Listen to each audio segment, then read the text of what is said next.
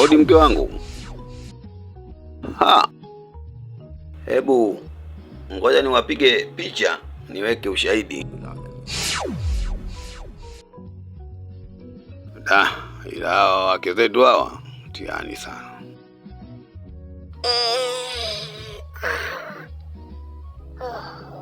Hey, wewe. Amka. Amka, kumekucha. Una nini? Amka uondoke, na hisi mume wangu anakuja. Maana mimi na bado na usingizi, acha niendelee kulala maana. Wewe unanisumbua. Wewe unataka kuendelea kulala? Endelea kulala, ukija kufumaniwa hapo mimi sipo. Chakwambia hiyo. Mume wangu anapiga huyo sasa, hebu nyamaza kwa naongea na simu. Halo mume wangu. Halo, uko wapi? Niko nyumbani, bado nimelala. Jana umeme umekatika huko Vingunguti, hatukulala joto. Pembeni yako mbona kama nahisi kuna mwanaume? Nani huyo? Acha masiala. Niache masiala vipi wakati mimi namsikia hapa? Hapa pembeni yangu kuna yule paka wetu. Ala. Aha, kuna paka wetu Sasa ngoja nije hapo, utakuja kuniambia kama huyo paka au nani. Kinega, sitaki kero. Fanya haraka uondoke, na hisi anakuja.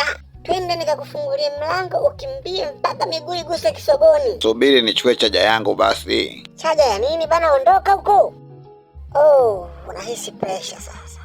Mtume. Vipi mke wangu, uko sawa? Niko sawa baby. Yule niliyokutana naye hapa mlangoni ni nani? Yule si fundi vingamuzi kutoka Azam TV, amekuja kutengenezea dishi letu liliumba tokea juzi. Yaani hata mashabiki wa Yanga walivyofungwa na Simba mimi sikuona. Hebu nitilie mokola kwenye glasi nipoze kwa kidogo.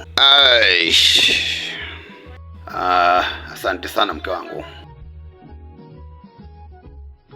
Kumbe na wewe mume wangu unapenda mokola kama mimi Napenda sana mokola mke wangu.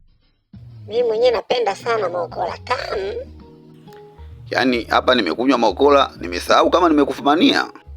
Umemfumania nani? Mimi sipendi mambo yako bwana. Nimekufumania na ushahidi nao. Tena wa kutosha. Ila mume wangu. Hata JSM wana juisi zao tamu. Wewe onja tu, siku moja utaona. Hilo nalitambua sana. Ila hujaniambia yule aliyetoka ndani jana ni nani? Mkubwa.